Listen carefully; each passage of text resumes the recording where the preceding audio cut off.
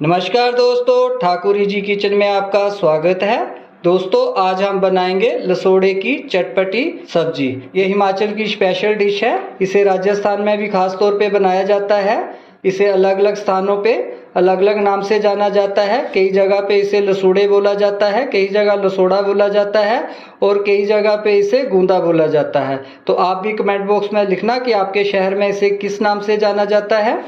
दोस्तों लसोड़े की सब्जी खाने में बड़ी ही स्वादिष्ट होती है और ये हमारी पाचन शक्ति को भी बढ़ाती है। इसमें काफ़ी विटामिन होते हैं। लसोड़े की सब्जी हमें मई और जून के महीने में मिलती है। ये 12 महीने नहीं मिलती है। ये सीजनल सब्जी है। आइए दोस्तों देखें हमें लसोड़े की या गोंदे की सब्जी बनाने के लिए क्या क्या चाहिए।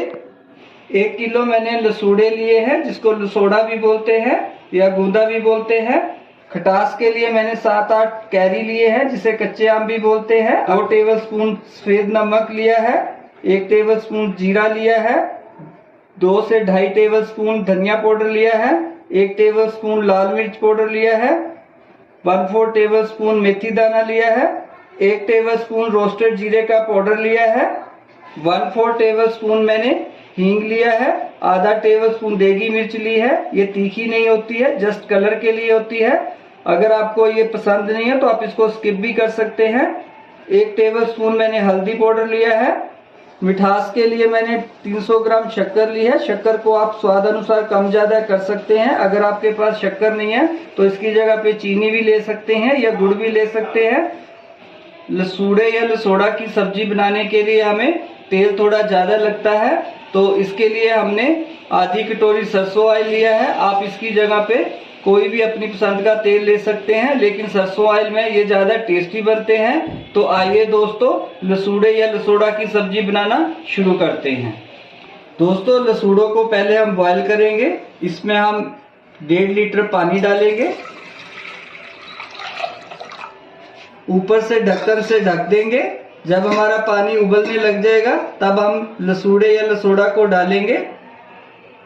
पानी हमारा गर्म हो गया है। अब इसमें हम 1 टेबलस्पून नमक का डालेंगे,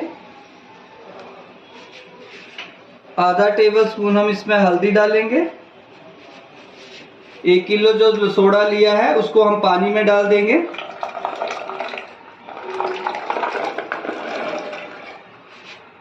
अब इस लसोड़ा को हम 8 से 10 मिनट मीडियम फ्लेम पे बॉईल करेंगे। उसके बाद इसको चेक करेंगे। अगर ये सॉफ्ट हो जाएंगे तो इसकी गुठली निकाल के हम इसका तड़का लगाएंगे। ऊपर से थोड़ा सा ढक देंगे जिससे जल्दी बॉईल हो जाएंगे। ऊपर से पूरा नहीं ढकना है, नहीं तो ये पानी उबल कर बाहर आ सकता है। 8 से 10 मिनट हमने लसोड़े बॉईल कर लिए हैं, तो फ्लेम को हम स्लो कर देंगे और इसको चेक कर लेंगे। तो ये देखिए ये सॉफ्ट हो गए हैं। तो अब हम गैस को बंद कर देंगे और इसको पानी से अलग कर देंगे। तो इसको हम बड़ी छलनी में निकाल देंगे। जब तक हमारे लसोड़े ठंडे हो रहे हैं तब तक हम कैरी को छील लेंगे। चाकू से इसका पहले डंडल को काट लेंगे, उसके बाद हम इसको पिलर की सहायता से ऐसे छील लेंगे। आप चाहो तो इसको कद्दूकस करके भी डाल सकते हैं, लेकिन हम इसको छोटे टुकड़ों में काट के सीधा डालेंगे। आपको जैसे पसंद हो आप वैसे कर सकते हैं। सभी कच्चे आंबों को हमने छील लिया है, छिलकों को फेंक देंगे। पूरे आंबों को हम लंबे आकार में काट लेंगे।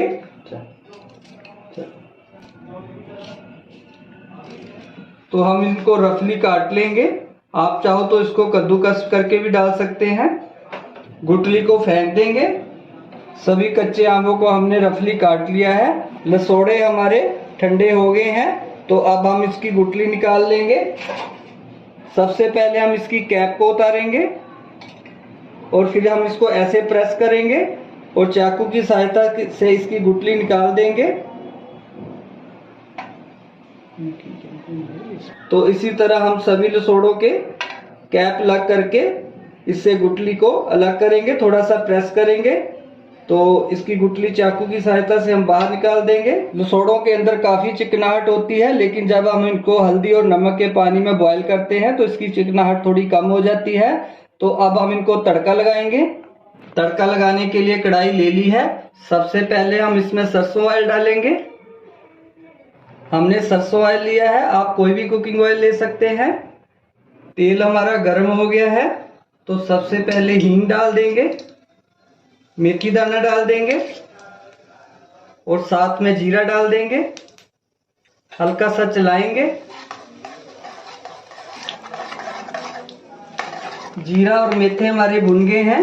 ये धनिया डाल देंगे, हल्दी डाल देंगे, लाल मिर्च डाल देंगे, पिसा हुआ जीरा डाल देंगे और नमक को डाल देंगे।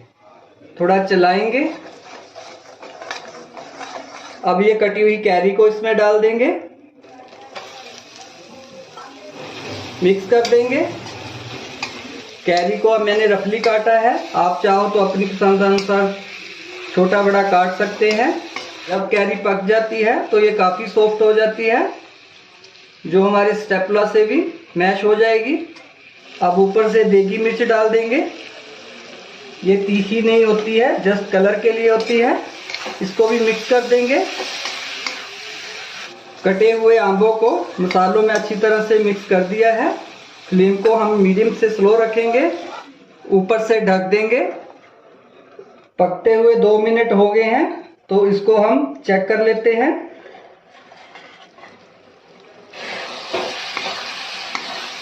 इसको उलट पलट कर देंगे ताकि हमारी कैरी अच्छी तरह से पक जाए। कैरी हमारी सॉफ्ट होने लग गई है तो अब हम इसको 2 मिनट स्लो फ्लेम पे और पकाएंगे ताकि ये अच्छी तरह से सॉफ्ट हो जाए। तो 2 मिनट हमने कैरी को और पकने दिया है तो इसको अब हम चेक कर लेंगे। देखिए हमारी कैरी काफ़ी सॉफ्ट हो गई है। जब कैरी अच्छी तरह से पक जाए तो ये आसानी से मैश हो जाती है। तो ऐसे चलाते हुए हम इसको मैश करेंगे। तो इसको चलाते हुए हमने स्टेपला से मैश कर लिया है। इस स्टेज में हम इसमें शक्कर डाल देंगे। पहले आधी शक्कर डालेंगे, बाद में हम अगर ज़रूरत हुई तो और शक्कर डालेंगे, क्योंकि ये कैरी की खटास पे डिपेंड करता है कि शक्कर की कितनी ज़रूरत है। अगर आपको थोड़ा खट्टा पसंद है तो शक्कर कम डालें, अगर मीठा पसंद है तो थोड़ी शक्कर ज़्यादा डाल लें। तो आप अपने स्वाद अनुसार इसको कम ज़्यादा कर सकते हैं। फ्लेम को हमने स्लो ही रखना है। हमारी शक्कर मेल्ट हो गई है तो अब हम इसमें लसोड़े डालेंगे। सभी लसोड़ों को बीच में डाल देंगे। तो अब लसोड़ों को इस मसाले में अच्छी तरह से मिक्स कर देंगे। फ्लेम को हमने स्लो ही रखना है क्योंकि लसोड़े हमने पहले ही बॉईल कर लिए हैं। तो अब हम इसको धीमी आंच पे 3 से 4 मिनट ऐसे चलाते हुए पकाएंगे। चलाते हुए हम स्टेपला से लसोड़ों को थोड़ा मैश कर देंगे ताकि हमारे मसाले अंदर तक अच्छी तरह से चले जाएं। लसोड़ों के अंदर काफ़ी चिकनाहट होती है, तो जब हम इसको ऐसे मैश कर देंगे तो मसाले अंदर तक चले जाएंगे, जिससे चिकनाहट खत्म हो जाएगी।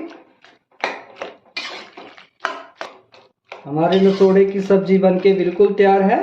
बस इसको थोड़ा मैश करना है। लसोड़ों को हमने स्टेपला से मैश कर दिया है। अब ऊपर से ढक देंगे और 5 मिनट इसको धीमी आंच पे पकाएंगे, जिससे हमारे इंग्रेडिएंट्स अंदर तक चले जाएं और लसोड़ों की चिकनाहट बिल्कुल ख़त्म हो जाए।